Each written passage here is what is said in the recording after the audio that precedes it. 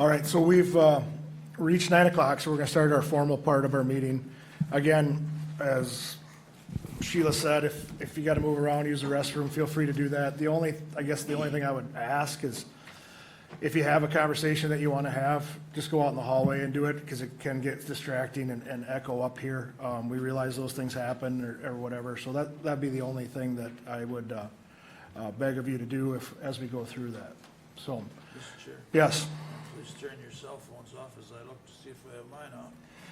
Yeah, or at least put your cell phones on silent, because that's all you're getting from me, so I can't ask any more from anybody else. But with that, I will call the board meeting to order. Please rise for the Pledge of Allegiance. I pledge allegiance to the flag of the United States of America and to the republic for which it stands, one nation under God, indivisible, with liberty and justice for all. Again, good morning and welcome to all of our guests. Today is Student Government Day, and we're happy to have a big crowd to participate in that today. First item of business is consideration of agenda items. Any additions or corrections to the agenda? Mr. Chair, I have an addition. Very well. Add item 8F. That would be under administration, or under environmental services. My understanding is that this was submitted but not received. The background information that should be in the packet, if the item were already on the agenda, is in your inboxes. Item 8F, Brent Reiner, R&R Excavating, 1149 Highway 22 South, Hutchinson, Minnesota, request review and approval of conditional use permit 25-06 for a new gravel mining permit for purposes of mining and filling on property owned by Nicholas Schutte for a 5-year time period. We would read the entire agenda item when we get to environmental services, and a copy is with each of you. Very well. We'll add it with the caveat that we'll discuss if there's any other people that potentially need to be here for the discussion, but we'll do that under the actual agenda item. Any other additions or corrections to the agenda? Mr. Chair, Yes. just a question, I guess, for you as well. We got a late email on our letter or recommendation, or at least, and it's not on the agenda, so I don't know if we want to have discussion. I seen you were copied on the email, so I'm open for a recommendation. It was sent to us by Liz, our economic development coordinator. Oh, yeah. Liz, do you see that as need to be an agenda item or a conversation with Commissioner Kruger and I? Mr. Chair, I can help. Those are individual letters from commissioners that are being requested and does not need to be on the agenda.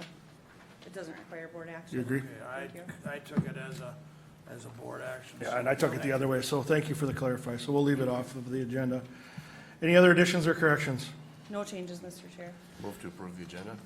Second. Motion by Commissioner Wright, second by Commissioner Schmalz to approve the agenda with the addition. Any discussion? Hearing none, we'll proceed to vote. All in favor say aye. Aye. Opposed? Motion carries. Consent agenda. No changes, Mr. Chair. Move to approve. Motion by Commissioner Kruger, is there a second? Second by Commissioner Chachka. Any discussion? Hearing none, we'll proceed to vote. All in favor say aye. Aye.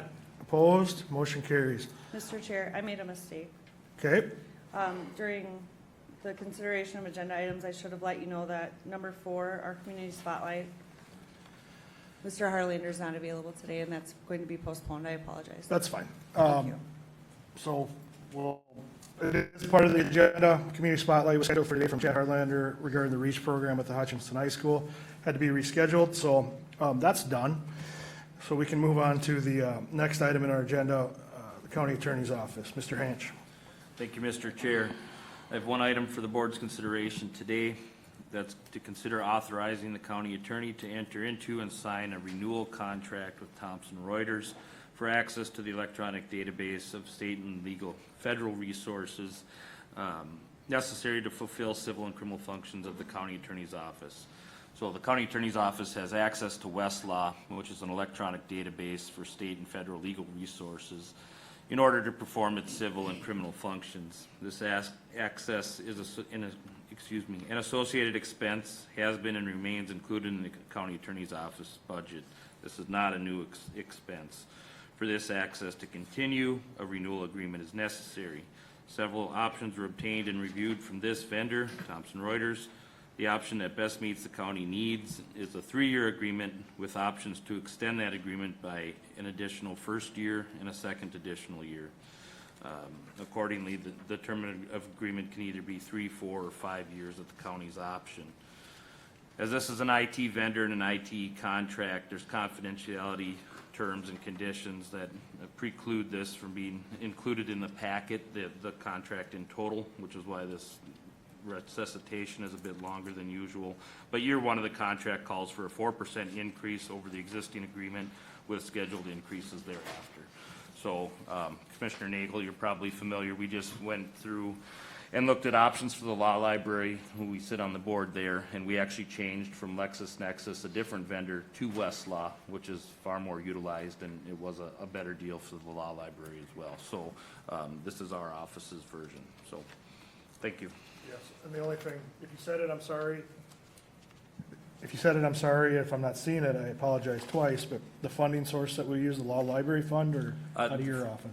For this one, it's out of our office budget, and it's a budgeted item. Very The law library had its own standalone budget and funding. Very good. Wishes of the board? I'll move to approve. Is there a second? Second. Motion by Commissioner Nagel, second by Commissioner Wright, to approve the renewal contract with Thomson Reuters. Any discussion? Hearing none, proceed to vote. All in favor, say aye. Aye. Opposed? Motion carries. All right, building maintenance. Mr. Chair, I'll go over item A with Joe Morgan. We were hoping that Sheriff Langenfeld would be available as well, but he is not able to be here yet. Okay, Thank you. Consider approving the proposal from MEI, which is Minnesota Elevator in Mendota Heights, Minnesota, to replace the elevator jack in the McLeod County Jail at a cost of $105,135.71. I am changing this item a bit because it says with funds from the county building's major repair budget. We're actually asking that we leave it open for which fund would need to be used, because that is a little bit of a premature decision there, not knowing what other funds can be used. It's possible that the public safety funds that were awarded to the county, I believe December 2023, that those can be applied towards a repair. They cannot be applied towards a building addition, but they may be able to be used for a repair, so it should be considered to use those. And that the county administrator be appointed as an alternative authorized representative. So the problem is that we don't have a complete quote right now, but we are out at least 10 weeks. The elevator is tagged out. It's completely out of service. It is our elevator in the sheriff's office, the only secure route for inmates to go from the jail into the courtrooms. And I'll let Sheriff Langenfeld just go over the importance. We spoke again this morning of having that elevator, and we don't have an alternative route that's secure. So if we don't have this elevator, the only other route to the courts are through the public spaces. So we've had a history of an inmate fleeing, getting away out the doors, and causing a manhunt for, I think that was a full day, a handful of years ago. So in order to keep them out of the public spaces, this elevator has to be up in operation. It also causes us a big issue with jury trials, because if there's a jury seated, they cannot see the inmate handcuffed, detained in any way. So we would have to completely separate the jury out of the area, get the inmate into the courtroom, and then bring the jury in, which isn't impossible. We've done it, but it really slows down the process. And I don't know if Ryan has anything he wants to add to that or not, but it does affect that whole process as well. Well, Mr. Chair, I mean, on that piece, that is a real issue. Our jury deliberation rooms are in the hallways adjacent to the courtrooms, and the restrooms that the jury often uses until they're seated and in deliberations are in those same hallways. So, to minimize any potential conflict there is difficult if we have someone in custody that's not utilizing the elevator. And I mean, that can be cause for a mistrial or other things that we certainly don't want to go down, but, so that's a real issue.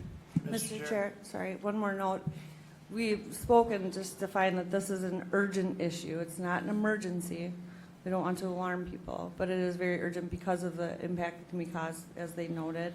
There is not another route, like a staircase that's by that elevator for them to take, and Sheriff Langenfeld and I went over that in detail this morning. Joe Morgan has been working on that for over a week, so the elevator has been out of service for a number of days. They've been making the arrangements necessary, but even to get the part that possibly may need to go in underneath the elevator shaft, which we can't see, is at least 10 weeks out. If, let's say, the elevator had to be replaced, that's 16 to 20 weeks out. We don't have another board meeting for 3 weeks. So we're asking you to approve this in the case that this is found to be the best solution. But before we would choose which funds to use, we would consult with the budget committee and ask that you appoint them to be able to approve which fund to use. Thank you. Commissioner Kruger? Yes, to be honest, we're talking two different subjects. We wouldn't have the elevator if it wasn't needed. So I know very much that it's needed, but I also know other counties, for instance, Sibley walked their prisoner all the way from the jail to the courthouse. So I mean, I know it's feasible, and the only reason for bringing that up is I'm not prepared today to throw $100,000 at that elevator if that elevator's no good. And I don't see that in here. That, I mean, this has been a problem since day one when we built this jail. That elevator does something different, and I was looking, or I was hoping for, and when we had a short meeting yesterday, that we would have some options on what to do with that elevator. Mr. Chair? Yes. You and I discussed this before the meeting, and sorry, but Commissioner Kruger, you weren't available for the update. So would you like to go over those items that we discussed? Well, I don't know that I'll do it justice, but I think we don't know what we don't know right now. And I think throwing the elevator out and replacing it is potentially an option, I mean, with approval. But that's that 150 grand, 16 to 20 weeks out if I'm reading my chicken scratches of notes correctly. So somebody jump in here and fill in the blanks, because that's kind of where I see it. We don't know what we don't know. We need to figure out what's broken. We need to, in my opinion, we need to fix it. We probably should have done some other, my understanding is the controls were fixed during the jail remodel, but not the elevator itself. Correct? So in an email that I saw this morning from Contegrity, pretty much every piece of that elevator has been replaced or repaired in the last 10 years, except for the shaft. Just a slight correction, so that was from MEI, Oh, that response. Minnesota elevator. Yeah, so, and historically, they're not seeing, they call it a jack, that's the cylinder that raises it up and down. They don't typically see those failures. So that's the reason why they didn't push it at that time. Now we're living with a failure, and with the controls and the other components replaced, at least from their perspective, they're recommending the jack replacement for. So I did not see the update, so. It literally just came this morning, and there was a few of us communicating about stuff, so. Now, having said that, this money is being, if we authorize this spending and they get into it and it's something different or way different from what they anticipate, what do we do from there? Yeah, so I think ultimately the cylinder needs to be removed, whether you replace it or not. Sure. So that has to be removed. If there was leakage into the ground, that has to be dealt with. I don't know the percentage to say. I think it's likely there is a case around it. So either way, whether you put a new one in or not, you still have to remove the shaft and the oil, the oil that's in there and what's in the ground, and then fill that in if you go with a different route. So there would be expenses on that, Okay, this Mr. is a Chair, lot more so- information than I had, so I appreciate that. I was not aware of all, they're saying all the components except this have been updated or replaced during our time. Yeah, I mean, my thing was to reach out to them and say, hey, what, and this is going to end up taking longer, but what was done at that time? Where do they see the the actual structure of being, and they're thinking 10 to 15, 20 years life since the controls were upgraded, and we've gotten 40 years out of the cylinder itself already. So Is this a not to exceed number, or is this? So Well, I this, think that's, forgive me, guys, I think that's what we gotta work out the most, is how this Yeah, language, and Ryan, jump in here, or whomever's got this, however this language looks regarding the spending and the dynamic nature of this project. so Would you agree with that? So just to be clear, the clauses that are built in are not a part of this. So in the best case scenario, this is the highest cost, meaning this is, double time on Sunday. This is, if we can get events, earlier on a Friday, we can save on labor. If they run into problems, and that would be whether we replace this unit or not, Yep. that's where more costs would come in. And unfortunately, we just don't know until it starts, right? Mr. Chair, and that's noting that we are anticipating having to do outside business hours work because of this would be very disruptive and Yeah. you would not be able to perform the work during. Yeah, even the call courts and- center, right? I mean, we're gonna have, big saws in there cutting this shaft that's, 5 or 6 inches in diameter, and then the outer portion of it as they pull it up. So it has to be taken into, 9 pieces in order to remove everything, and then the new stuff comes in that many pieces as well, so. So I just want to note that this request is only to replace the elevator jack at that cost, not to exceed, of course. Hopefully it's less. But if this were to change considerably, we would need to come back to the county board at the next meeting, which is not for 3 more weeks. And we can throw in another meeting if we have to, as long as we post that, and this Correct. might be one of those scenarios where we'd have to do that. Again, I guess the only question I have, I'm ready to move forward with it. To figure out if this is the problem, if it's not, we gotta do something different.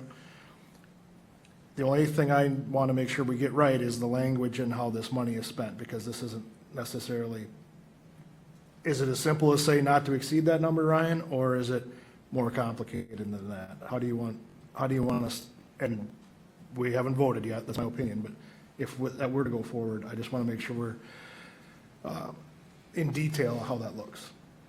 I mean, I think if the motion included a not to exceed, that, that would that would alleviate the concern of just a kind of a bottomless pit here. I mean, and, just if there's a motion and an authorization, unless and until we have that clarity that, this is exactly how we want to move forward, the other alternatives have been looked at.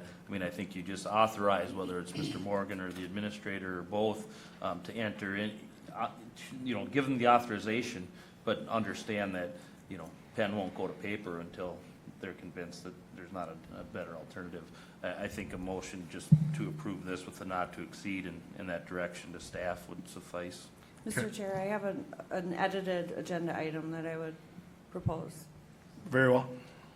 Item A, consider approving the proposal from MEI, Mendota Heights, Minnesota, to repair the elevator, so it's not just the jack, in the McLeod County Jail at a cost not to exceed $105,135.71, with fund balance determined by the Budget Committee, and that the county administrator be appointed as an alternative authorized representative. Any questions from the board on that proposed motion? Yes, Joe, go ahead. The dilemma, so if we decide to go with MEI, there's no way to determine that it's not gonna cost more. So they're gonna order the jack, which is probably $60,000, right, of this 105. That's that portion. Then the other portion, as of right now, is their labor for removing an installation. If there's problems, the other stuff is not included. And if we set it at this, yes, we could come back and say, they ran into stuff, we need, an emergency meeting, there is gonna be more expenses, and there's no way to really know what that is. Like, they're talking about a potential jack to pound in a case, a drilling operation. So what do you recommend then? I'm just wanting to make you aware of it, because if you're making a motion thinking that this is only $105,000, a worst-case scenario is more money. Yeah, of course, I think we do all realize that, but this is this, but in your opinion, is this a good place to start? Is this Yes. where we start? Yes, yes. Mr. Chair, Yes, Nathan? I think the language that Sheila proposed is very good, but maybe we could edit it to say to repair or replace, which would kind of take care of Joe's concerns there. Replacement, it would be at least $150,000, and I think that should come back to the board, and you would probably need a special meeting, so that's why I didn't include it. Mr. Chair? Just a second. Nathan, anything further? No, nothing. Okay. Commissioner Kruger? Go ahead. That's my dilemma, but I guess doing nothing is not an option. So we have to figure it out, and it just, if they run into something, we just have to stop. I mean, that's just the way it is, and we'll have to have a special meeting, because we don't, like Joe said, or Chair said, we don't know what we don't know. But again, if it's what they think it is, and what you explained to me, I wasn't sure that was a cylinder drive and not a cable drive, but whatever, I guess we have to find that out. And if it goes out of this area of proposal, we'll have to consider. And again, I've got a little more information than I had this morning, and that gives me some positive that other stuff has gone through. And if it's a cylinder, let's find out. So I'm okay with that as long as It's definitely the cylinder. we have all the issue. cautions that in place here, so again, until we open it up and look, and I remember this from before, you can't get at this thing, and it's. It's 28, 30 feet in the ground. I know. I mean, it's, Mr. Chair. Yes, Paul? I think after listening to Joe's asked for perhaps some leeway on some extra bills that might come up. I think we need to up the ante on the dollar figure. End of the day, we need this elevator up and running, and have them come in and stop at a certain point because we have to meet a week or two later in order to approve more funds to move forward. I think just kind of drags out the process and makes us take longer. So should we be adding some extra funds on top of that as a not to exceed, so that once you get started, you can get this thing moving? Because I'm not overly concerned about the repair or replace part. I think all of you that are involved in this are quite capable in working with Integrity or MEI to find the best solution. But if we're going to approve some dollars, should we just get it over with and make that not to exceed slightly larger so that you have some extra funds to work with? Because we're obviously going to have some unforeseen things once they start tearing things apart. Mr. Chair, Yes. I also had that same concern. I've seen projects enough to know that, if this goes over by 1,000 or 2, then they're gonna have to come back if we go to that not to exceed. If we give them a little bit more leeway, at least then, if there's some things that pop up that are minor, hopefully minor, then we can keep moving forward instead of having to do a special meeting for $5,000 or $10,000 extra. Mr. Chair, it's not 5,000 or 10,000, but I hate to beat a dead horse here, but Joe has already said that this number is to their top expectations now. You've written everything in there, and I know how travel time and double time, and that's gonna have to be managed, because especially off hours, I mean, we're gonna have to manage whether it's worth getting it done as fast as we need it or not, but I'm just stuck because we don't know what's wrong. And this'll get us, Well, I this'll mean- get us there. I mean, we know that the cylinder is bad, okay? The jack, it needs replacement. The unknown is what's going on down below. Can we get it out? If we can't get it out, then there's other equipment that has to get brought in order to get it out of there. So, and unfortunately, the cylinder order, because of the lead time, that's 10 weeks, right? So you do that up front, and they come in and start pulling things out. We've already got it built. Now we have that component that's 60,000. So you're saying that this has to be ordered before we even know what we need? Is Well, that they what know, they did the measurements, they know what they need for the jack. They just haven't come in to try to take it out. We haven't authorized that, so that takes place too, Mr. Chair, I spoke with Integrity this morning, and sorry, Joe, but that's part of the consideration and why we're working with them. They have a new recommendation. They would like to remove some of the concrete or do some further testing to be able to see that, because I don't know if that cylinder is a custom part. I'm assuming it is. Yes. And that it needs to be manufactured for us. That's why it's a 10-week lead time. And we have done a good job of looking into all of these things in the past. So I'm asking that we approve as I edited the item. And I will note that it's MEI Total Elevator Solutions, headquartered in Mankato, Minnesota, just so you know.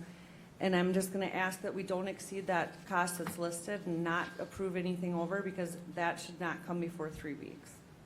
That's not gonna come before 3 weeks, and we'll come back to the board if need be.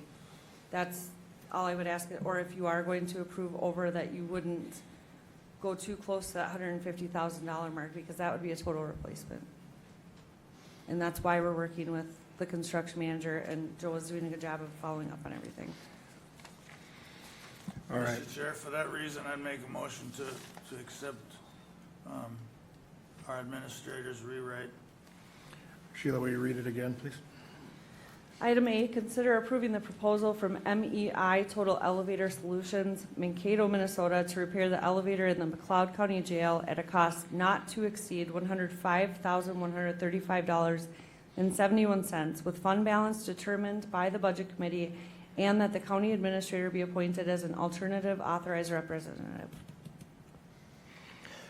Commissioner Kruger, that's your motion? Yes. Motion by Commissioner Kruger, is there a second? I'll second it. Second by Commissioner Nagel. Any discussion? Any discussion? Hearing none, we'll proceed to vote. All in favor, say aye. Aye. Opposed? Motion carries. Please keep us updated best you can. Will do. Thank you. Who knew elevators could be so exciting on Student Government Day? So, item B. So hopefully this next one will be a little easier here. So consider awarding the lawn care contract to New Barth Landscaping, Glencoe, Minnesota for 2025 and 2026 for an estimated cost of $8,755, with funds from the courthouse building, government center building, and environmental services budgets. So moved. Motion by Commissioner Wright, is there a second? Second. Second by Commissioner Schmalz. Any discussion? Hearing none, we'll proceed to vote. All in favor, say aye. Aye. Opposed? Motion carries. Thank you. Thank you. Public Works, Parks and Recreation.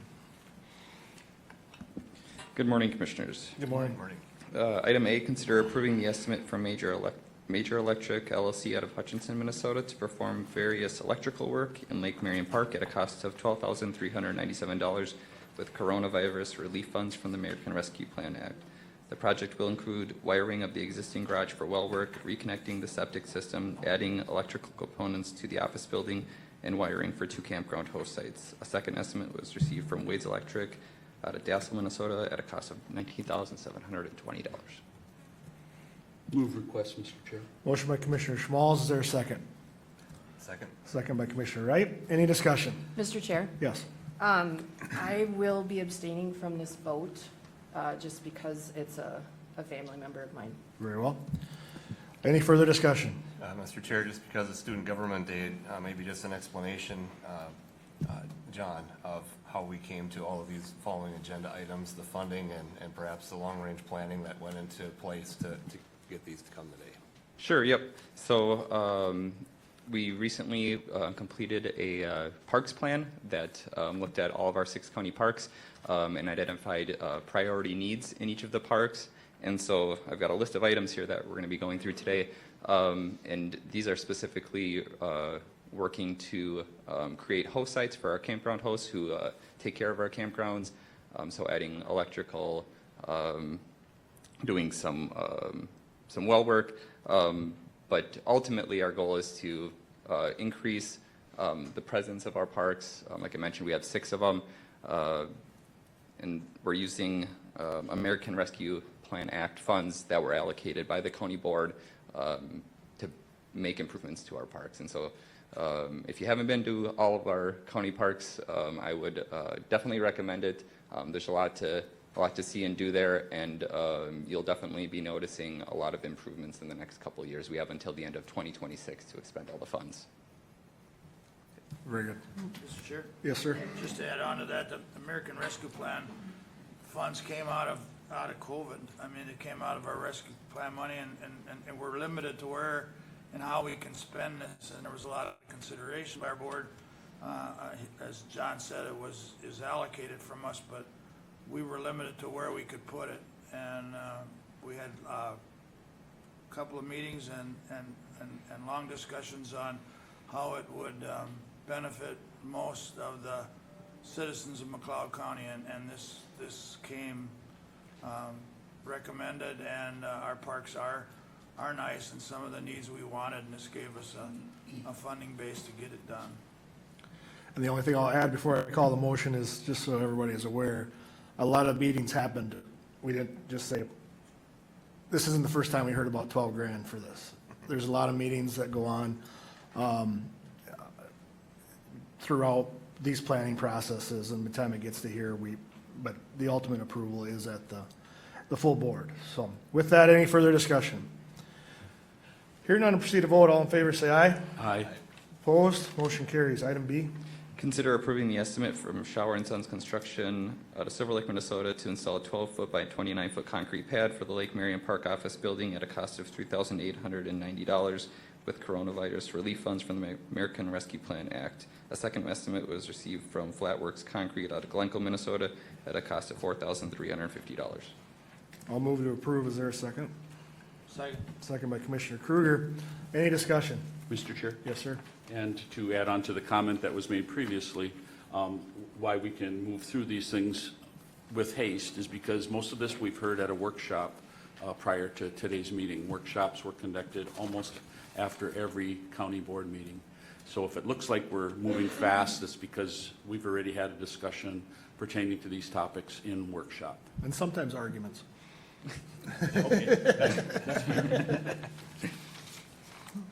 Any further discussion? Hearing none, proceed to vote. All in favor, say aye. Aye. Opposed?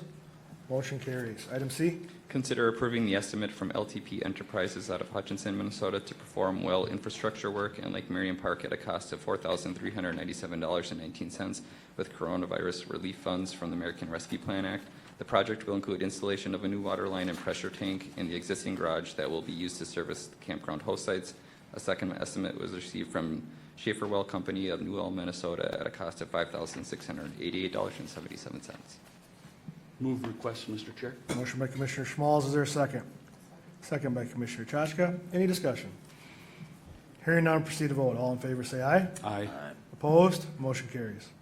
Item D. Consider approving the estimate from Lutke Contracting out of Hutchinson, Minnesota to perform water, sewer, and site pad work in Lake Marion Park at a cost of $12,200 with coronavirus relief funds from the American Rescue Plan Act. The project will include installation of 2 RV site pads, water lines to site pads, and sewer lines to site pads.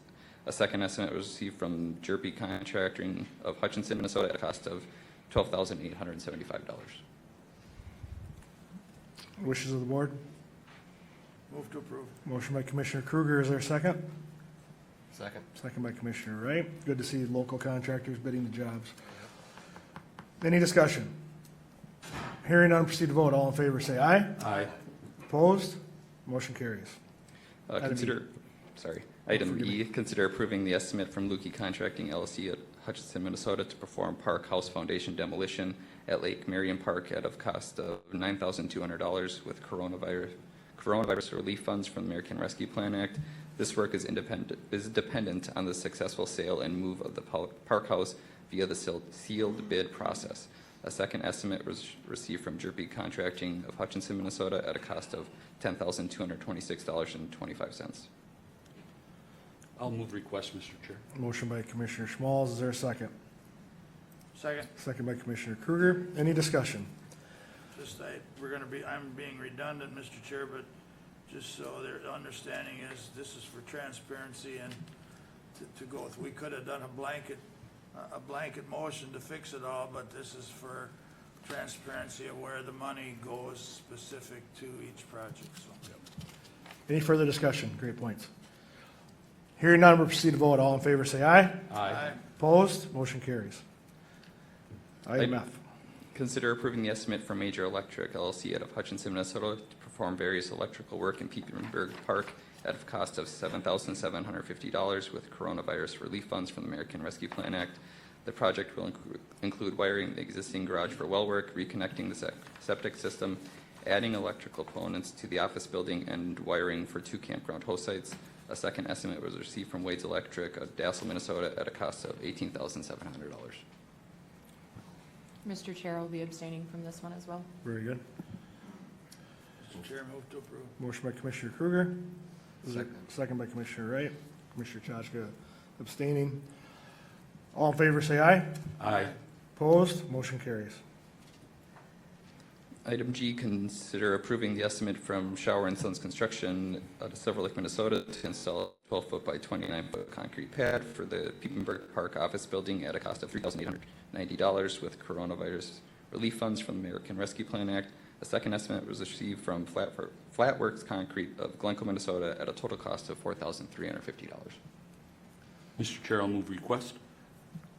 Motion by Commissioner Schmalz. Is there a second? Second. Second by Commissioner Kruger. Any discussion? Hearing none, we'll proceed to vote. All in favor, say aye. Aye. Opposed? Motion carries.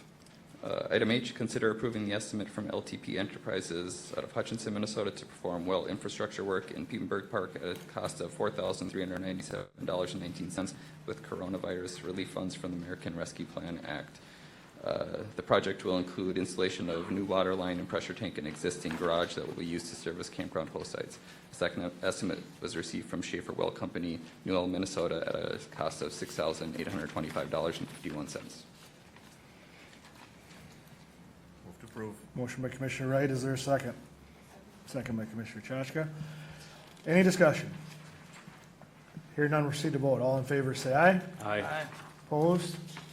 Motion carries. Item I, consider approving the estimate from Lukey Contracting of Hutchinson, Minnesota to perform water, sewer, and site pad work in Piepenburg Park at a cost of $13,500 with coronavirus relief funds from the American Rescue Plan Act. The project will include installation of 2 RV site pads, water lines to site pads, sewer lines to site pads, and water line to site 4. A second estimate received from Jerby Contracting of Hutchinson, Minnesota at a cost of $17,400. Move request, Mr. Chair. Motion by Commissioner Schmalz. Is there a second? I'll second it. Second by Commissioner Kruger. Any discussion? Hearing none, proceed to vote. All in favor, say aye. Aye. Aye. Opposed? Motion carries. Item J. Consider approving the estimate from Lukey Contracting of Hutchinson, Minnesota to perform park house foundation demolition in Piepenburg Park at a cost of $14,560 with coronavirus relief funds from the American Rescue Plan Act. This work is dependent on the successful sale and move of the park house via the sealed bid process. A second estimate was received from Jerby Contracting of Hutchinson, Minnesota at a cost of $14,690. Move to approve. Motion by Commissioner Wright. Is there a second? Second. Second by Commissioner Kruger. Any discussion? Hearing none, proceed to vote. All in favor, say aye. Aye. Opposed? Motion carries. Item K, consider approving the estimate from Midwest Machinery of Glencoe, Minnesota to purchase a John Deere Z960M Z-Track at a cost of $13,000 with funds from the County Parks General Fund. The John Deere will replace a 2018 Ferris zero-turn that will be auctioned off in 2025.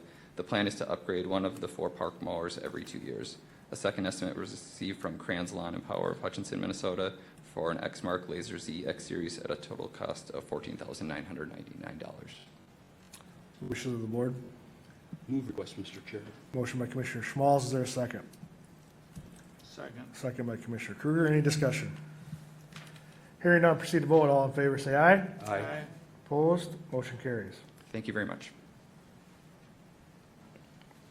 Good morning. Good morning. Item L, consider awarding project FG 117025-006, the Fairgrounds Bituminous Overlay Project to R&K Industries doing business as Diversified Paving out of St. Augusta, Minnesota at a cost of $80,364.17 with funds from the Fairgrounds budget. The engineer's estimate for this project was $110,821.25. We received 7 other bids ranging from $94,104 to $122,601. Question, Mr. Chair. Yes. Andrew, is this just a wear course over what work was completed there last year, or what's the scope of the project? Yep, I guess this is the project, question. this project is to mill and overlay the main entrance off of Century Avenue, as well as pave the southeast entrance off of Market Avenue, and then pave a gravel entrance that goes between the backside of the archery building to the movie theater parking lot. Thank you, Andrew, for that, Mr. Chair. for that explanation. Yes, Commissioner Kruger. I appreciate, it's quite a wide range of bids, so I appreciate the work there and on getting the bids. With that, I'll approve the low bid to R&K Industries. Motion by Commissioner Kruger. Is there a second? Second. Second by Commissioner Wright. Any discussion? Hearing none, proceed to vote. All in favor, say aye. Aye. Opposed? Motion carries. Consider awarding project PK 520525-007, the Lake Marion Park Road Improvement Project to William Mueller and Sons of Hamburg, Minnesota at a cost of $111,329.45 with coronavirus relief funds from the American Rescue Plan Act. The engineer's estimate for this project was $133,516.50. We received two other quotes, one from R&R Excavating of Hutchinson at $137,764.46, and one from Knife River Corporation at a cost of $164,136.50.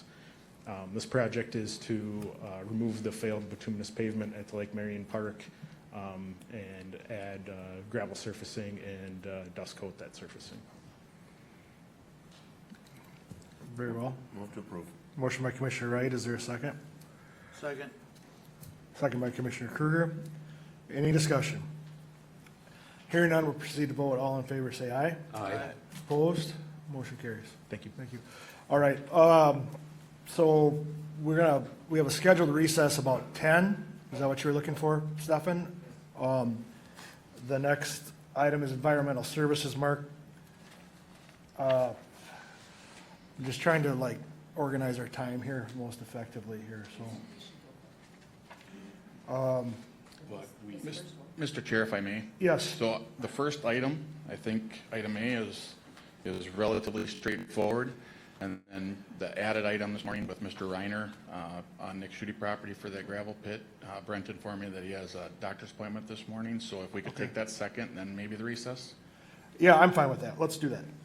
Mr. Chair, Yes, sir. I don't want to start splitting hairs either, but there's people here I know that that are trying to move along, so I'm not sure on the recess that we need to get through. I know Mr. Myers here. Well, the recess is to allow the students to get to the courthouse. Oh, okay. It'll be 2 minutes. Okay. Thank you. If I can tie you to your chair, so you don't run off. But, all right, so we'll take, unless there's any objections from other commissioners, we'll take item A right now. Good morning, everyone. Good morning. So item A is to consider approving conditional use permit 25-04 as requested by Dan and Doris Lundeen for the conversion of an existing barn into an event wedding venue to be known as Green Haven Wedding Venue on their property located at 7132 207th Street, Silver Lake, Minnesota 55381, which is located in the agricultural district.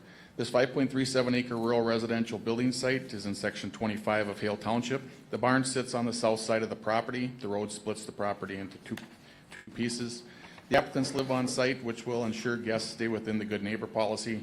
Venue capacity would be at 178 patrons. Waste management has been contacted to provide garbage dumpster waste services. Food and liquor will be catered. It will be serviced by a subsurface sewage treatment system, and the septic design to monitor has been received by our office. The Hale Township Board recommended approval on March 13th, 2025. The McLeod County Planning Advisory Commission recommended approval on March 26th, 2025 with the following conditions. Number one, hours of operation shall be 9 a.m. to 12 a.m. Sunday through Saturday, which is 7 days, which is a full 7 days per week. Number two, all event parking shall be defined and signed to accommodate 75 vehicles on site and not along the driveway. Number three, permanent restroom facilities will be provided on site for the guests. Number four, on-site signage shall not exceed 10 square feet. And number five, all alcohol food shall be prepared and served by a licensed business. If food is prepared on site, the approved Minnesota Department of Health area shall be installed. Number six, rural garbage collection shall be required for the event venue facility, and as stated, waste management has already been contacted to provide that. Dan is in the back. He is present. Typically, these barn conversions, they do require structural analysis and has to be approved by the state through the Minnesota Department of Labor and Industry. That is a lengthy process. So working with the applicant, kudos to him. Dan does have construction experience and has done a very nice job with that. So he does already have approval by the state for that barn conversion. Very good. You want it? Mr. Chair Yes. and Mark, my assumption is the conditions that are placed on the permit are consistent with past applications that we looked at. Am I, for the most part, correct on that? Yeah, that is correct. I mean, every site is unique, a little bit different, but for the most part, they are very consistent. Hours of operation may change a little bit depending on location of neighboring properties, but this particular one, there is closest neighbor, I'd have to go back and measure it, it's about a quarter mile, so there was no impact. And because the owners live right on site, and they plan on being on site during these events, they will control that noise and crowd. Thank you, Mark. And Mr. Chair, I will move the conditional use permit 25-04 as presented. Motion by Commissioner Schmalz, is there a second? Second by Commissioner Chachka. Any discussion? Hearing none, we'll proceed to vote. All in favor, say aye. Aye. Opposed, motion carries. Mark, are we taking item B or item F? So it'd be the added item, item F, Okay. if I may. Brent Reiner, R&R Excavating, 1149 Highway 22 South, Hutchinson, Minnesota, 55350. Requests approval of conditional use permit 25-06 for a new gravel mining permit for purpose of mining and filling, no crushing, on property owned by Nicholas Schutte for a 5-year time period. The topsoil will be stripped and stockpiled for use in covering the excavation. The pit will be reclaimed to a 4-to-1 side slope for non-farming purposes. The haul route from the pit access enters directly onto 155th Street, which is County Road 11. This property is zoned to agricultural. The proposed excavation area would be 9.32 acres of the 15-acre parcel, which is located in that part of the southeast quarter, the northeast quarter, section 20, Rich Valley Township. The Rich Valley Town Board recommended approval for this request at their March 12th, 2025 meeting. The McLeod County Planning Commission recommended approval on March 26th with the following conditions. Number one, the applicant shall submit a bond or a letter of credit to McLeod County Environmental Services by May 15th, 2025 in the amount of $10,000. That's $1,000 per acre is what the ordinance requires for a minimum of $10,000. Number two, the hours of operation are Monday through Friday, 7 a.m. to 7 p.m. Saturdays shall be permitted as needed with a 24-hour notice to McLeod County Environmental Services from 7 a.m. to 12 p.m. Pump location shall be located nearest County Road 11 bridge on the far west part of this pit excavation area. Number three, the applicant shall meet all NPDES requirements and apply for a DNR dewatering permit if needed. NPDES is a National Pollution Discharge Elimination System, and that's if you're affecting more than 1 acre of land. So that is a federal permit. Number four, applicants shall follow all mining standards contained in section 16 of the McLeod County zoning ordinance.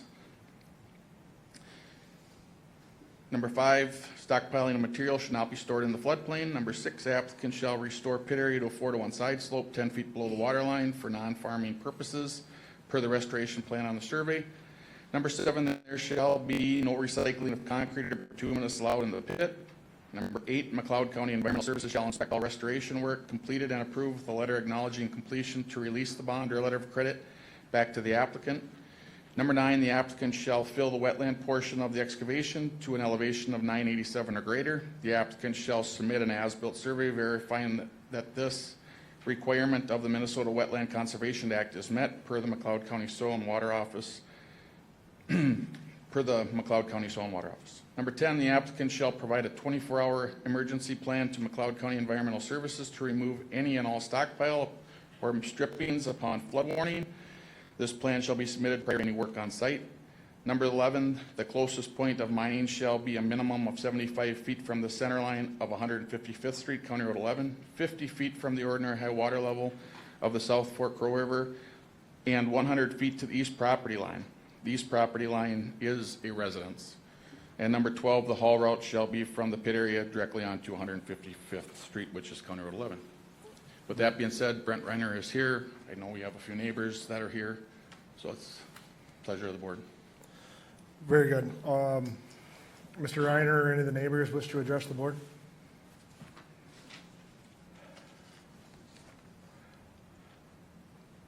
Was an added item, so I'll give a little more latitude to anything that the board has to regarding questions. Any questions from the board? Mr. Chair? Yes. So that there's an understanding with the guests we have here today on Student Government Day. Mark, you might want to explain, I mean, you look at several of these permits over the course of the years, and it may seem like there were a lot of conditions put on this particular request, but these are conditions that have been exercised previously for the most part. Am I correct on that, Mark? Yeah, that is correct. So conditional use permits are vetted. We have a joint powers agreement with our township associations, so the township that it occurs in, they have opportunity for review, and then that goes on to our planning commission for a public hearing. Public hearing, we notify property owners dependent on state statute in regards to distance, and the planning commission then holds that public hearing, takes public comment, and forwards a recommendation on to you, and you as a board have final decision in regards to these requests. Thanks for that educational comment, Mark. Mr. Chair, I'll turn it back to you. Any, yes, Commissioner Kruger? You guys actually did an on-site visit there as well, right?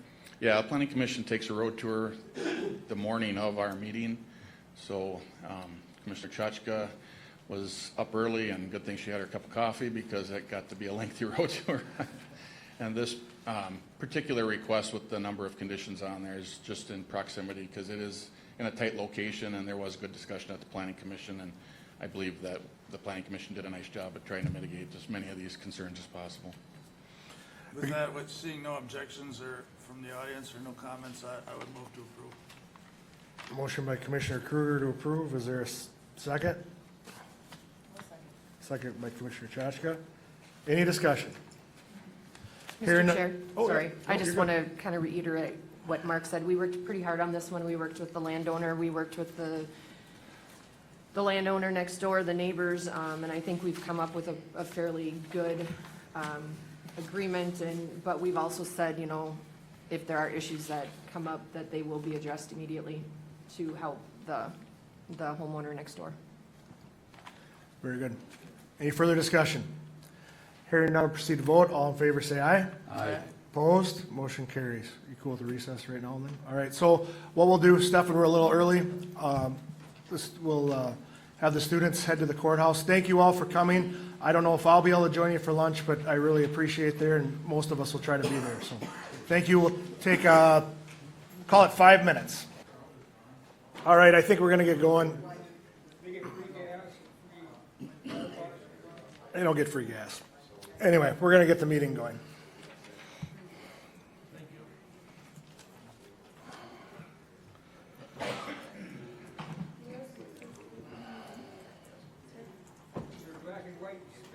Sir, can we have you have a seat, please? We're going to start the meeting. All right, we're at, oh heck, I even lost track. We're going to go item B, Mark? Yep. We are on item B. Thank you. So item B is consider approving conditional use permit 25-05 as requested by Brent Reiner of R&R Excavating, 1149 Highway 22 South, Hutchinson, Minnesota, for gravel mining and filling, no crushing or processing, for a 5-year time period on property owned by Randy and Jeremy Luthans. The haul route from the pit access enters onto 160th Street, which is a township road.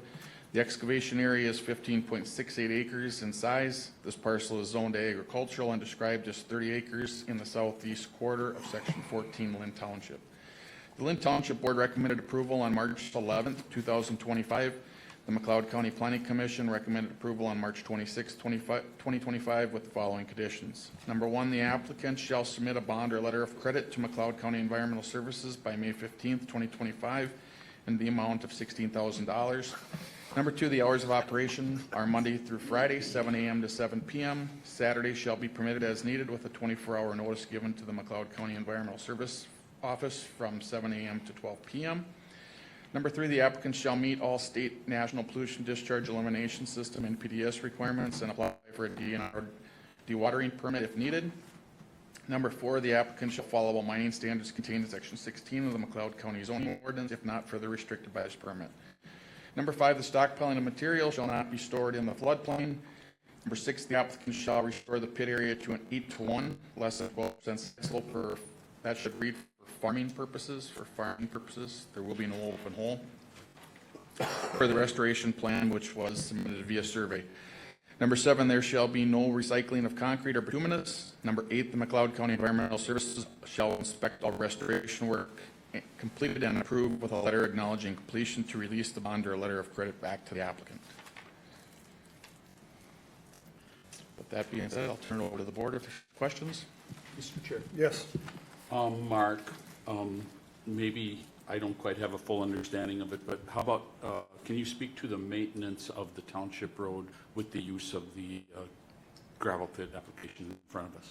I mean, I'm talking about maintenance, conditions, how do we handle that? So the townships typically will send us their request if it's something that they don't want to hold as a bond for the township purpose. I did not receive anything from Lynn Township. So with that being said, it changes from township to township.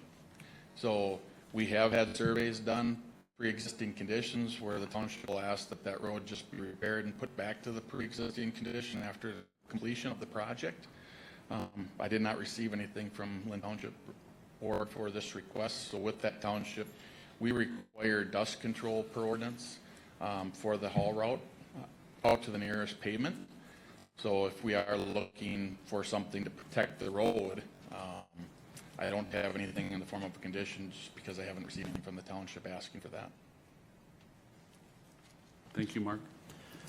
It is a very small stretch that would be on 160th Street. Okay. What are the wishes of the board? Mr. Chair, sorry. Very familiar with the site, it's right down the road for me. If the Lynn Township Board didn't have any issues with the road, I think the rest of it follows ordinance, so it's pretty Sorry, straightforward. Commissioner, we can't hear you.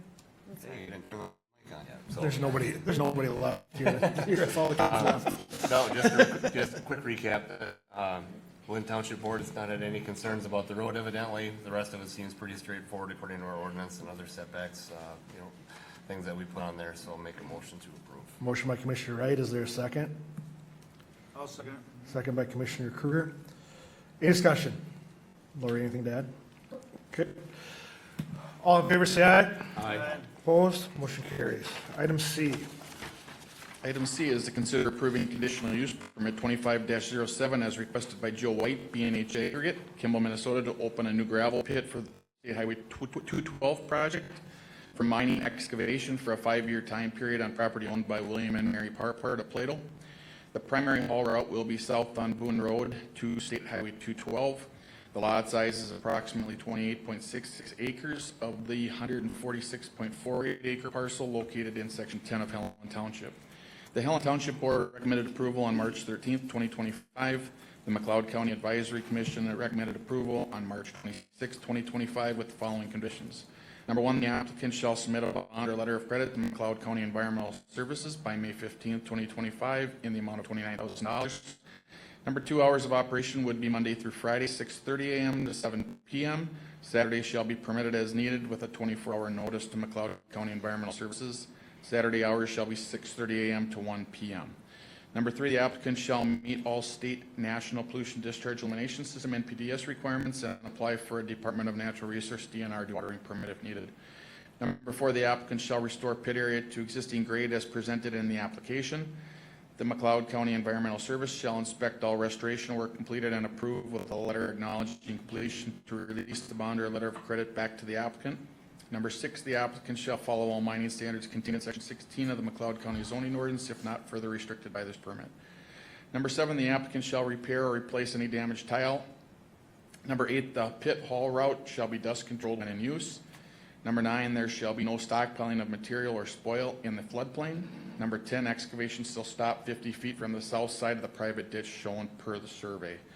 The difference in the hours is due to the fact that there are no residential properties that are south from the pit excavation area to 212.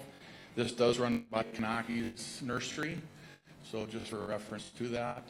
Mr. White is looking to obtain more material just to complete that 212 project over by Bongards. Wishes of the board? Mr. Chair. Yes. Excuse me, just a comment. First, I mean, aggregate and fill and construction materials are getting harder and harder to get. So I appreciate it when our staff and landowners work together try and come with a resolution or to get to the construction sites reasonably. So with that, I'd move to approve.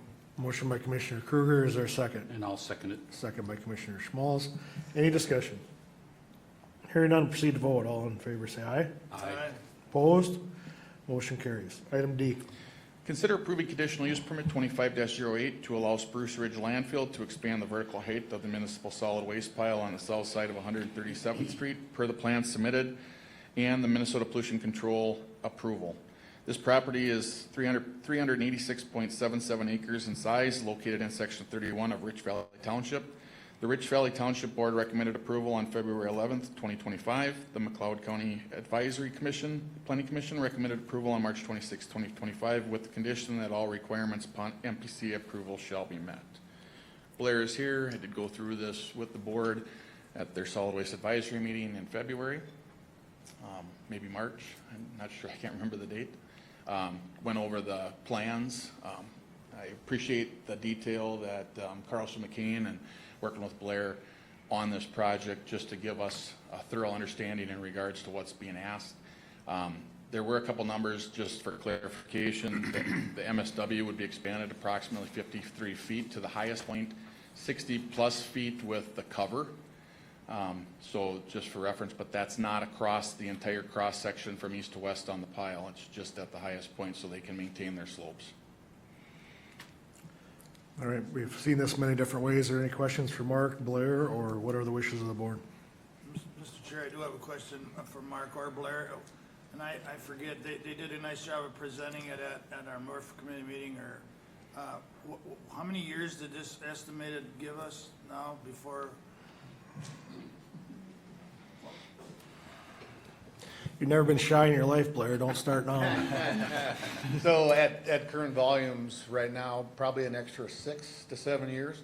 So that would put the total life about 10 years on the south side of the road. And the reason I brought this up is I'm okay with this request. I just I have concerns about a bigger footprint and again a shameless comment that I hope we look for alternatives. I mean, you're a worthy partner to look at some alternatives with garbage, because I do have issues with an increased footprint. I mean, we're already there, and we have challenges with all the new PFAS and now whatever else is coming up, and I know the construction, or what is the right word for the other pit. C&D, construction. I mean, these are demolition. getting to be Yep. all issues and costly to put up, so I just I got a chance to say it again, but I'm looking for alternatives. I'm a burning guy, and I you know, not to handle it again. And there's a lot of technology today, but that's for another day. But with that, we went through this quite a bit, and I'm okay with it. So I'll make a motion to approve. Motion by Commissioner Kruger, is there a second? Second. Second, Commissioner Wright. Any discussion? Mr. Chair, I just wanted to add, for us, it's one simple agenda item, but for Waste Management, this has been, I believe, months or even years in the making in order to fill out all the paperwork to be able to come for our approval here today. So.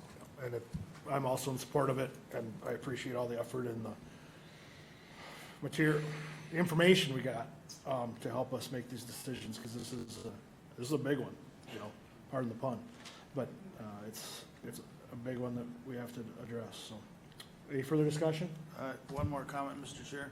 Yes. And that is, I mean, it's a commodity. Garbage is a commodity. You know, a lot of people do some research, and everybody sets out their garbage and hates to pay the bill. But I mean, costs are getting higher, and I just around the metro area, as that grows, things are being realigned. So we're right outside that edge, and I hope we can work a partnership to hang in there, because it's not just McLeod County's garbage. I mean, they're a wholesaler, at lack of a better word, of garbage. So thank you.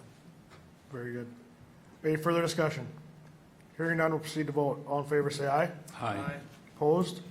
Motion carries. Thank you. All right, item E, tabled from our last meeting.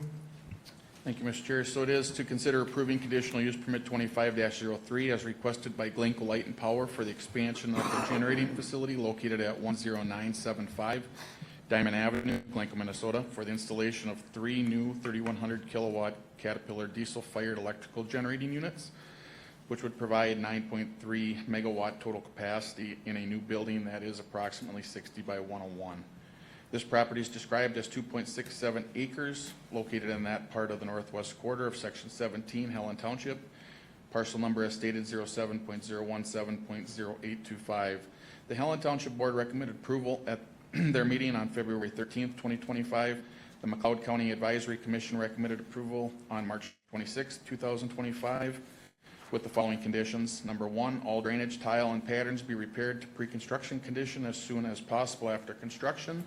Number 2, a portable restroom during construction of the new structure and generator placement be brought on site. I believe at the last meeting, the site was tabled, looking at options for screening. So with that, I'll turn it back to the board. I do know Mr. Meyer's present. We do have a couple of neighbors that are present, so if there are questions for me, I'd be happy to answer them. All right, how do you want to start? Commissioner Kruger, go ahead.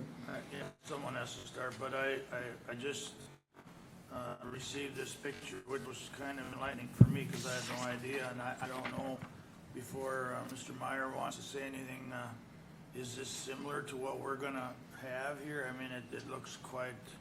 Has he seen the picture? Yeah, I should have one. And is this similar to what you'd...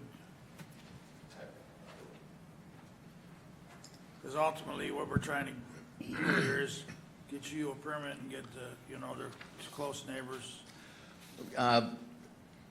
The quantity of generation capability of the facility in the picture is similar.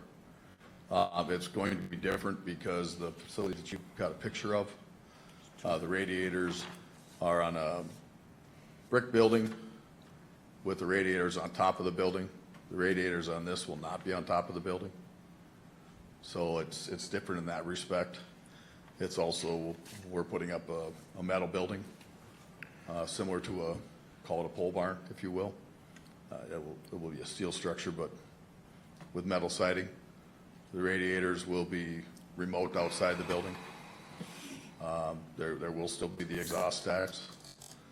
The exhaust stacks are on the north side. Will be located on the north side of the building, which is the same size as the intakes. Radiators will be located on the south side of the building. Just similar to the way these stacks look. I'm not talking about dimensions, but I mean, is it? Yep, similar to that. They're coming out and going. Yep. Going up. I have no more questions. I know. And then I know that one of the issues that was raised previously was screening. I've done some research and consideration into that, and have decided that we have committed to screening the entire perimeter of the fence with PVC mesh screening. I've contacted the company, received quotes from them, have explained to the other parties involved in this thing that our commitment is to screen the entire perimeter of the facility. So the entire fence and gates will all be screened upon completion of the fence. The current southern line of the fence will move 100 feet south. So until the fence is constructed, obviously we can't screen it. But as soon as it's prudent to put the screening up, we will. It's actually like it's a 6 or 7 foot fence. The existing height of the fence, sorry. Okay. So we've made the commitment to screen it. Thank you. The board have anything, or landowner, or neighbors? You said last month you had plenty of electricity through the Bitcoin factory. Now you don't have enough. Sir? Sir, I got you. Sir, if you wish to address the board, that is fine. I'll allow that, but you'll need to go up to the podium when it's your turn and give us your name, and then we'll work through that. So, go ahead. Good morning. Good morning. I guess the only thing I would ask, it would be is if they could put screening around the radiators themselves to deflect the noise. I guess I don't know how tall they are. I know there's a 6-foot fence out there right now. It would be nice to have that done to minimize the sound, you know, from the radiators themselves. I guess if we could do that, you know, that would be helpful for us, you know, and not letting the sound go completely straight south and deflect it to maybe east or west, you know. That would be, like I said, helpful to us and keep the noise down to a minimum. I did learn yesterday when I was in Wyndham, I talked to that fellow there, and I guess I don't know, Dave has to know this. He had said that if there's the low-speed fans that are put on there, they do generate a lot less noise on the radiators. Maybe that's an option. I don't know if that's what they have. Maybe they do. I don't know. But I guess that's all I would ask is to put something around the radiators themselves to minimize noise. Since he's already putting it around the perimeter, so. Okay, any questions? Sir, did you wish to address the board? All right, please come and give us your name and address. Yeah, David. Address, Yes, sir. 1103 Baldwin. Okay.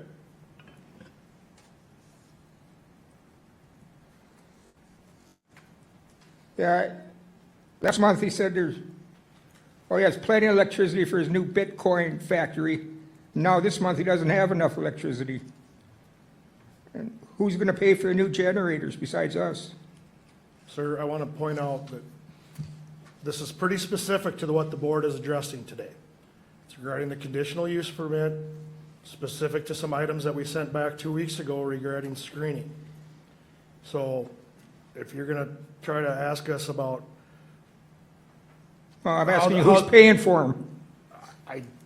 well, probably the residents, but I'm not going to get into that because that is a different topic and a different issue. So if you have some specific questions regarding the topics that we have in front of us, I'm happy to listen. Yeah, 3 Caterpillar.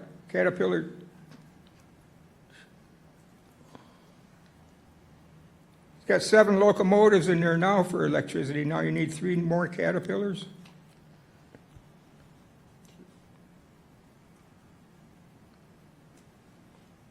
That's not an answer that I have. And again, it's not the topic that we're addressing.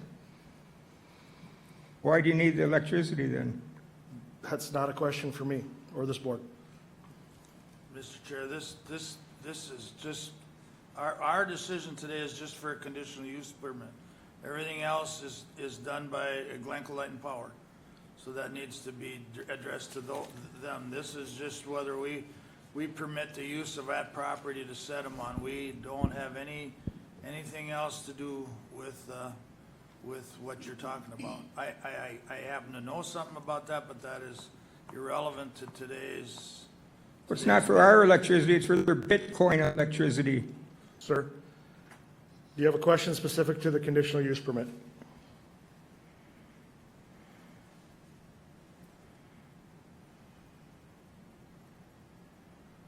Yeah, who's going to use the conditional electricity? That would be a question for Glencoe Light and Power, not for this board. Thank you. Mr. Chair? Yes. I have one more question.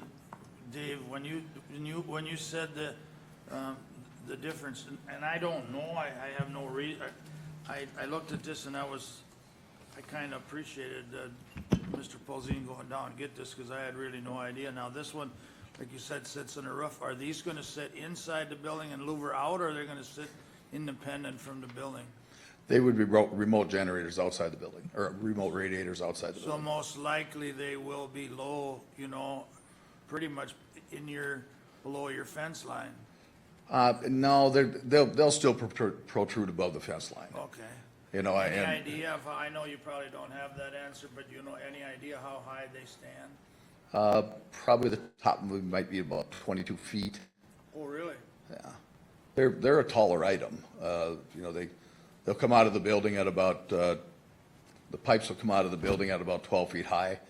I believe, I'm not positive, I've not seen the design of them, so I believe the fans are on the bottom of the radiators. They'll blow the air up through the radiators. Okay. You know, to be perfectly honest with you, I quite frankly think this is a solution in search of a problem.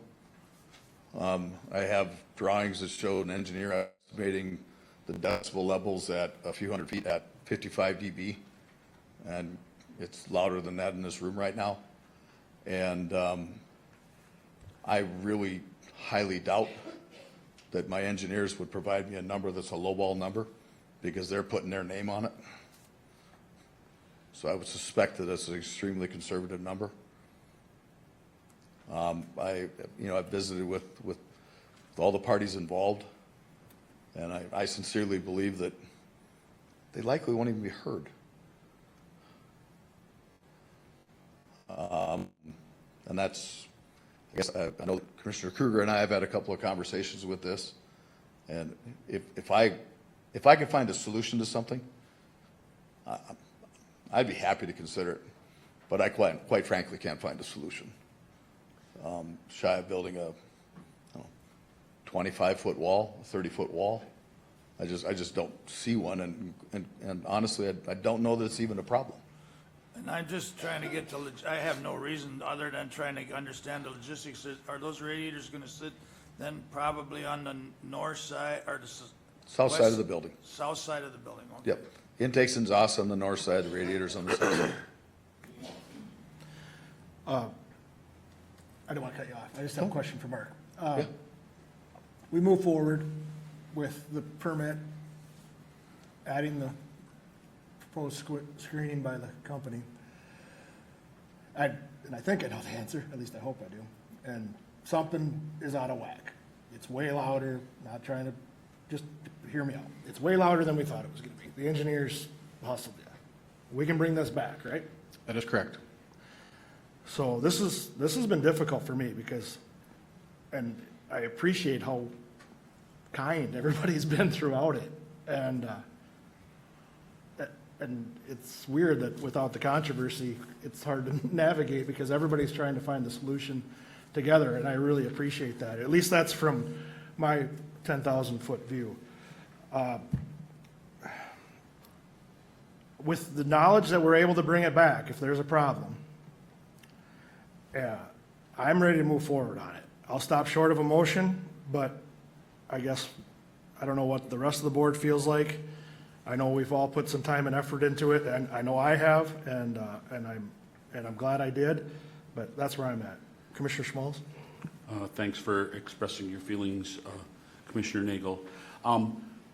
My feelings now, after thinking about this for a couple of weeks, is I'm not 100% on board with the conditional use permit as before us. It was mentioned earlier about screening, and to me, and now we have incorporated a component of noise. So for me to approve this permit, I would like to see some noise or sound mitigation plan that could be carried out. Commissioner Nagel kind of touched on it, saying we can bring it back, but I'm not quite satisfied with that. Like I said, I wish we could incorporate a noise or sound mitigation plan with the permit. Mr. Chair, if I may. Yes. So Minnesota Rule 7030, we talked about this at our last meeting, has classes for specific use. Utilities are in a class 3 noise area. So that noise, the generation of the noise to the residents, to the immediate perimeter of the residents, that's where we're taking the noise reading from, the decibel reading from. At the Planning Commission meeting, what was presented to us by the engineers, the information given was it will not exceed that. So their conservative estimate was 55 decibels, and that was at a distance of 200 feet. Both residences are outside of that distance. To mitigate for a concern, we would really have to know what level of mitigation we're talking about. So that's where, as staff, I have concerns, to ask for a blanket condition to be put on the applicant when we don't really know, the level of those noise, and not trying to minimize your request. Going back to what the board chair had asked for, Commissioner Nagel had asked for, we have the ability to bring that back in if there's concerns with that noise and we feel that it's above and beyond what the level is allowed for per Minnesota Rule 7030. We don't have any devices within our county to be able to measure that noise. We'd have to contact MPCA to help and assist with that. So I do know that there was some concerns in that. I've also done my research, talked with staff down in Cottonwood County on Friday about this. They had made reference that they don't hear it. It's lower than the road traffic noise in regards to the location of that. So again, it's hard to mitigate for a concern if we really don't know to what level that concern is. Mr. Chair, follow-up question? Yes. Thanks for the explanation, Mark. I think I'm understanding what you're stating. So let's say if we were to add a condition of a decibel reading to this permit, would that be appropriate? I'll let that, I think I'll defer that to our attorney because of the rule and the standard that we have in rule of what's an acceptable level based on utility class. That's 80 decibels. So with that being said, and the estimate that was given of 55 decibels, you're looking at, and again, I don't want to speak for you, Commissioner, but you're looking at possibly putting a number there that would be below the threshold?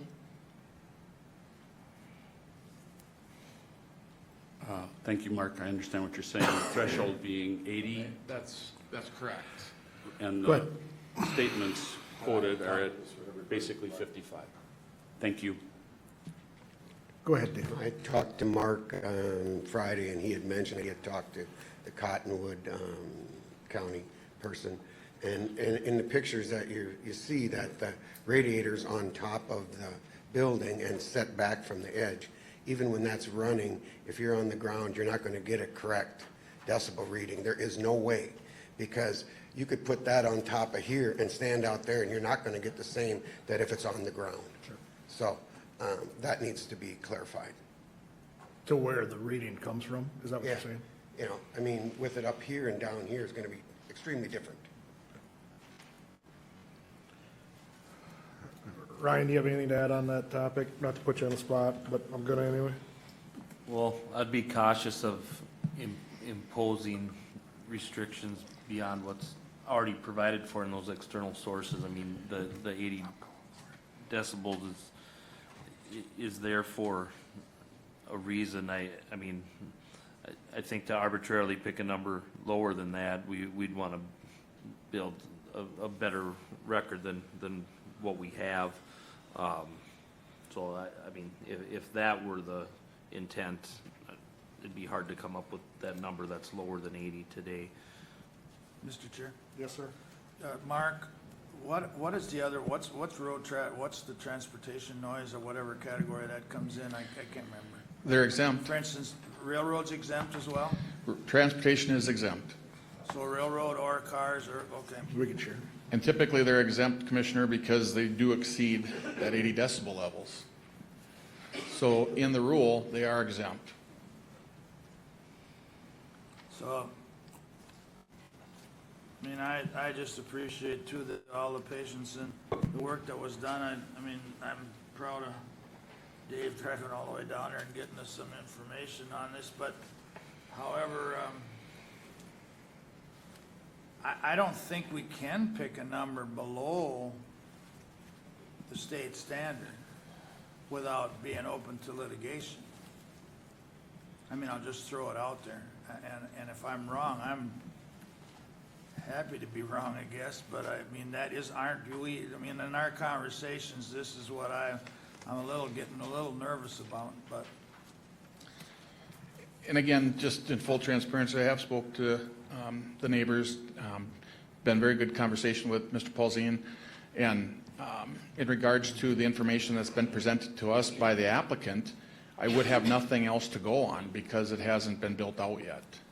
That is, again, from a staff's perspective, from a measurable, I don't know what we're measuring until it's constructed, and if it's anticipated that it's going to be below that threshold, I think from a staff's perspective, I don't want to necessarily think we have to address something until it becomes a problem, and I'm not being disrespectful to the neighbors out there, but if it does become an issue, we have the right, as we've talked, to bring that back in and potentially impose conditions to mitigate for that.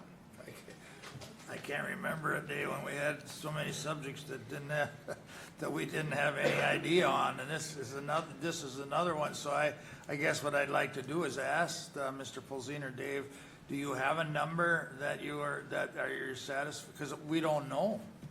I mean, No, I know. can't guess that. I mean, and I have no But I expertise mean, the in that. number that was given to us at 200 feet is a estimate Right. from the engineer. There's no proof of that's what it's going to actually be.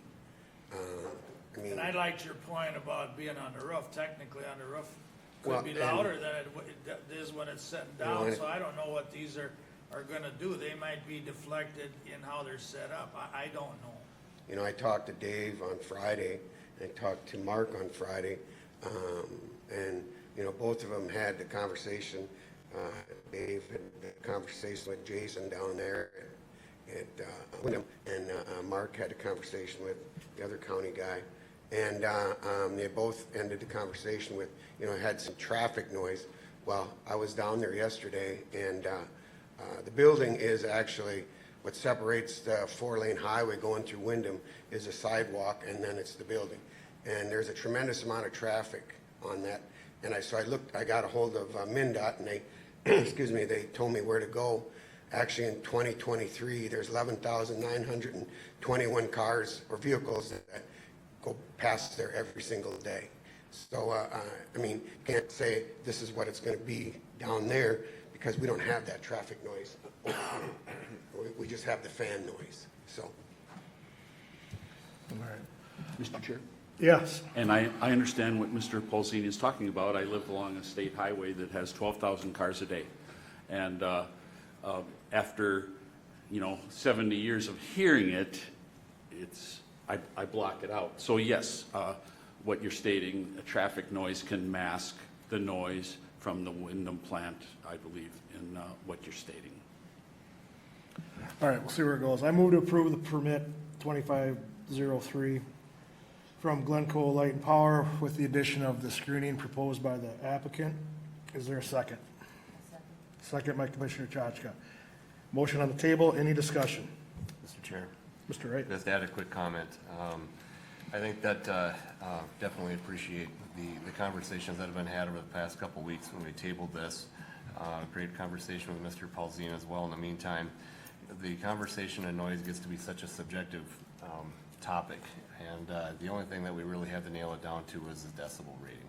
And so, we've got the paperwork in front of us. The state declares an exemption there, so we really don't have a good leg to stand on if we wanted to take it any further anyways. We do have the engineer's report that has declared it, 55. But if down the road, the number definitely exceeds that exemption, then we know for sure that we have the ability to bring it back here. And so I think that approving the motion as stated is the right thing to do. And if these numbers come in completely out of line, we definitely have the ability then to bring it back. I think that that's the only route that we have in front of us today that actually gives us a good clear path. Commissioner Schmalz?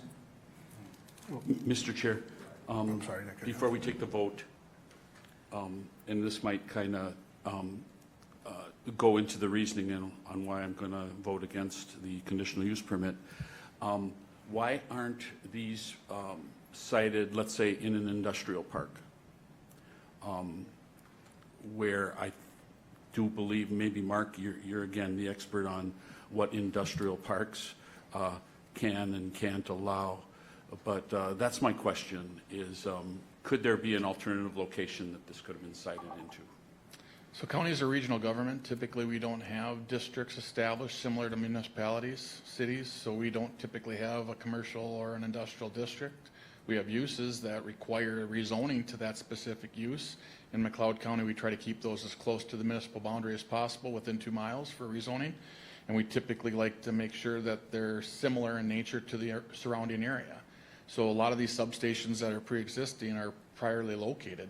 So again, I don't want to speak for the co-op or for other utility providers, but these requests, I believe, that we're seeing today are in reaction to existing infrastructure that's already been built out when densities weren't to what they are today.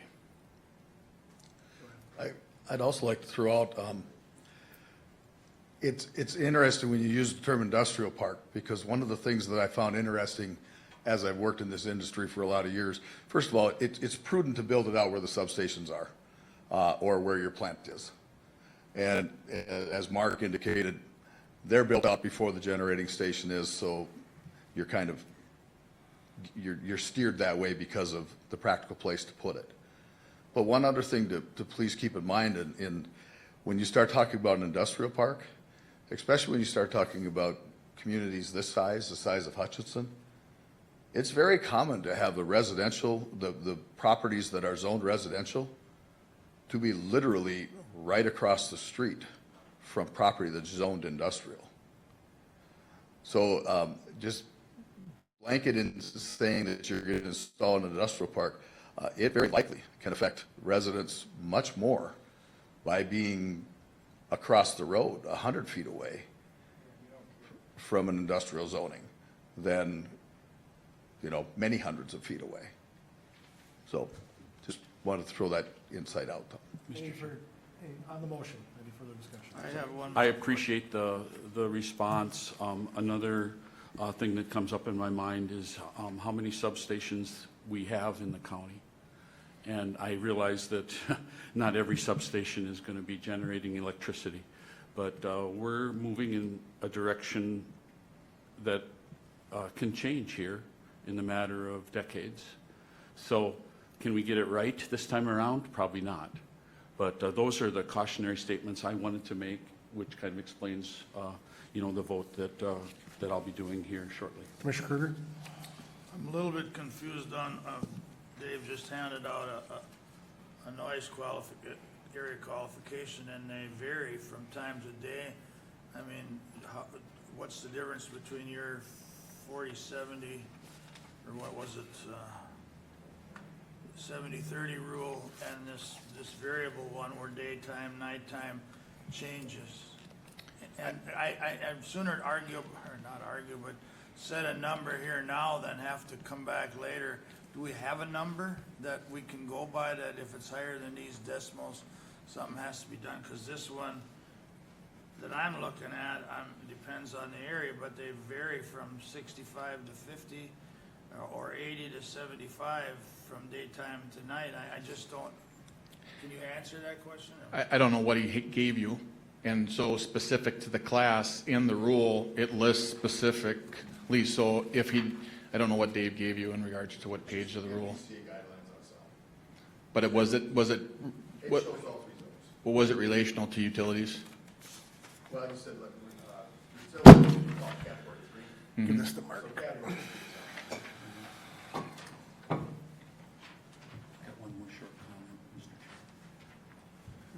The only reason I'm not trying to split hairs, I just want to, if we go through, I want to know a number that we've either passed or didn't, without having to decide which number that is.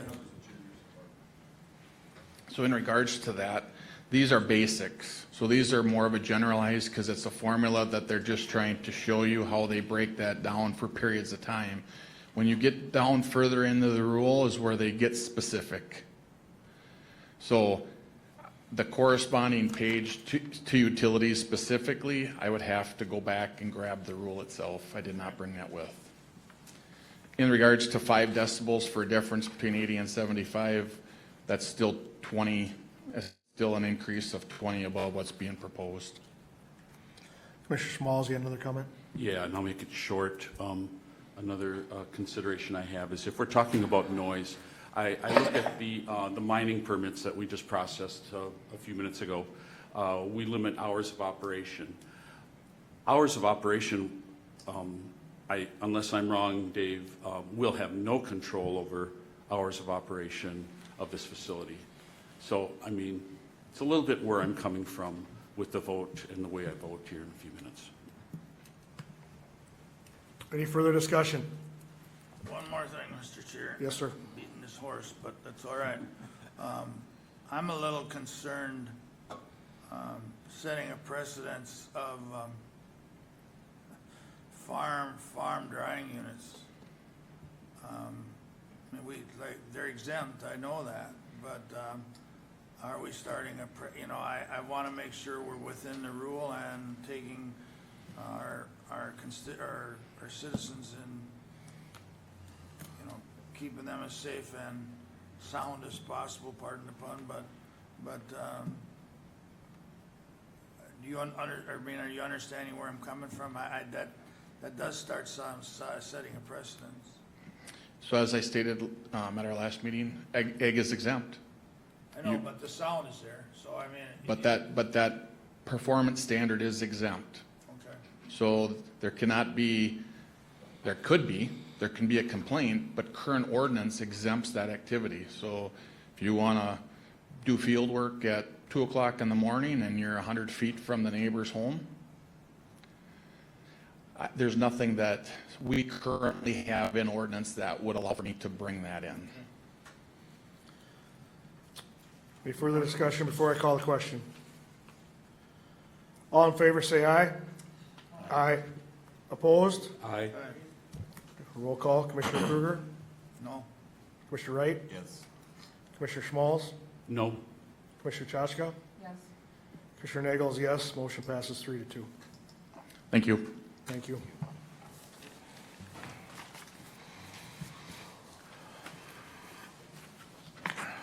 All right, on to county administration, review of our calendars. Commissioner Kruger?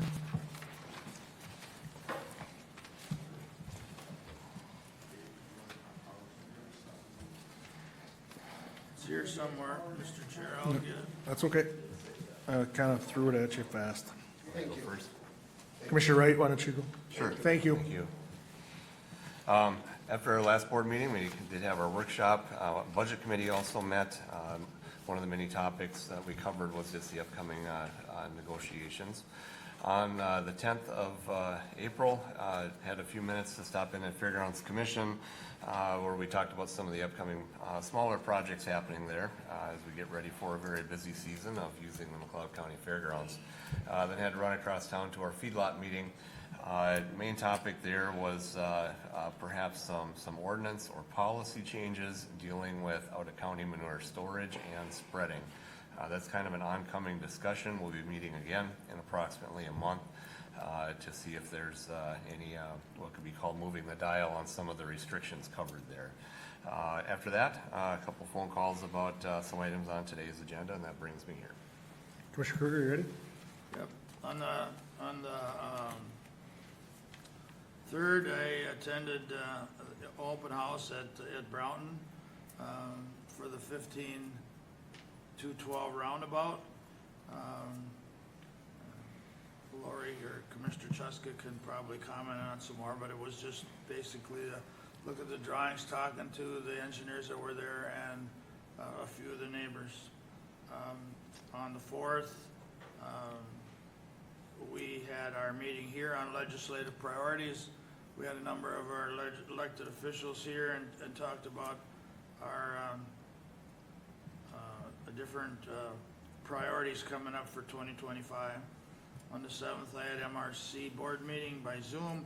Basically the same thing, being that we're in the middle of the legislative season. We were going through our priorities and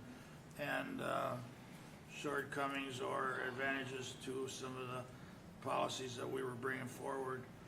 On the 8th, I had 2 interviews for our Buffalo Creek Watershed Board of Presidents. We had 2 excellent candidates. I would be proud to have either one. And I guess I'll let our administrator go through the findings of that, but both candidates were excellent, and I'm proud to say that a new one came forward, and they're always an asset to us as a county. On the 10th, I had agenda review. The 11th, I had Southwest Area District 8 Transportation meeting. It was a review of all the upcoming transportation policy, tied up, easy for you to say, construction areas in District 8, and again, our closest ones that are impact us are here in Plato, which is starting with the crossover on the bridge on 212 and Brownton roundabout. And then yesterday, the 14th, we had a short budget meeting that we talked about earlier in our meeting with the elevator. Throughout the last couple of weeks, I'm sorry, Paul, you had everything covered. Workshop, some personnel-related issues that come up throughout the weeks. Union negotiation with the ASME unit.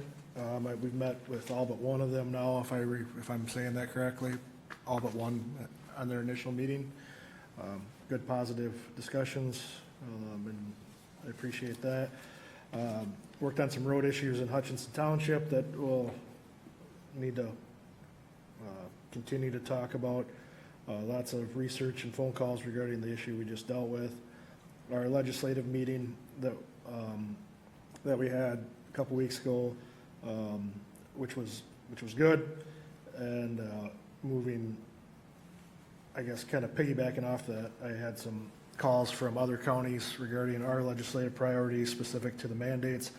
And then I had a good talk one-on-one with Representative Harder, who actually does not represent the district where I'm at, but has been just a wonderful advocate and friend for this area. So pretty productive couple weeks that way. Commissioner Schmalz? Thank you, Commissioner Nagel.